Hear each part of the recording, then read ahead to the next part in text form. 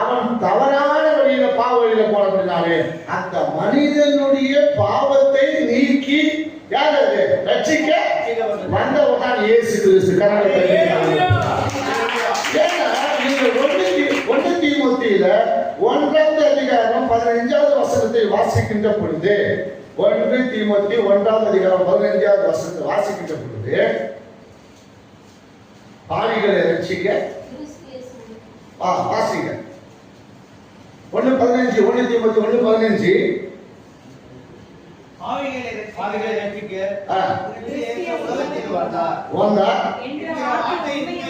உண்மையும் எல்லா அங்கீகரிப்புக்கும் பாத்திரமான அவைகளில் பிரதான பாவி என்று போல் சொல்லுகிறார். அவைகளில் பிரதான பாவி. அப்போ பாவம் செய்யாத மனிதன் உலகத்தில் எவனே கிடையாது. எல்லா மனுஷனும் பாவம் செய்து தேவ மகிமையை இழந்து ஏற்ப வழிவிலை என்ன செஞ்சாங்க, கெட்டு போயிட்டாங்க. அதான் அநேக உபாயங்கள் தனக்கு ஏற்படுத்தி கொண்டார்கள். அதுக்காக என்ன செஞ்சாரு பார்த்தா அப்பா ஒண்ணு நான் என்ன செய்ய பரிசுத்த ஜாதியா மாத்துறேன். என்ன செஞ்சாரு எல்லாம் இன்னைக்கு வந்து எப்படின்னா இயேசு ஏற்றுக்கொண்டு வருகிறவர்கள் எப்படிப்பட்ட ஜாதியா இருந்தாலும் பலிபீடங்களை ஏறிடலாம். அவங்க இப்படிப்பட்ட ஒரு கட்டமைப்பு ஏற்படுத்தி கொண்டால் அவங்க ஏற்படுத்தி கொண்டு அவங்க என்ன செய்யலாம் ஆசாரியர்கள் மாதிரி ஆசாரியர்கள் ஐயர்கள். இன்னைக்கு நம்ம தேசத்தில் இருக்கிற ஐயர்கள் எங்க வந்தாங்க, இஸ்ரேல் இருந்து வந்த ஐயர்கள் தான் அவங்க.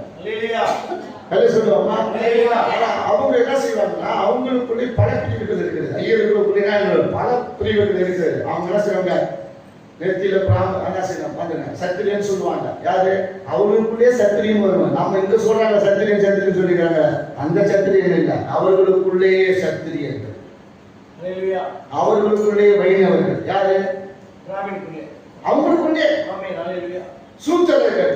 சூத்திரர்கள் சொன்னா எல்லா ஜாதிகளும் எதாவது கால கீழே மிதிச்ச தாழ்த்தப்பட்ட ஜனங்களை தவிர ரெட்டியாரு செட்டியாரு ஓடையாரு கோமிட்டி யாதவர் நீங்க வட இந்தியாவெல்லாம் பார்த்தா யாதவர்கள் வந்து இங்க எப்படி எஸ்ஐ நிறைய இருக்கிறாங்க, அங்க யாதவர்கள் ஜாஸ்தி. அங்க அல்ல சொல்லுவோமா, அங்க அவங்க கொடி கட்டி பறப்பாங்க. அப்படி இருக்கிறவர்கள் எல்லா இருக்கிற என்னது வண்டியர்கள் படையாட்சர்கள் எல்லாமே என்ன செய்வாங்க, உடையார்கள் முதலியார்கள் எல்லாம் சூத்திரர்கள். சூத்திரர்கள் யாரு அவங்க காலில் இருந்து பிறந்தவங்க.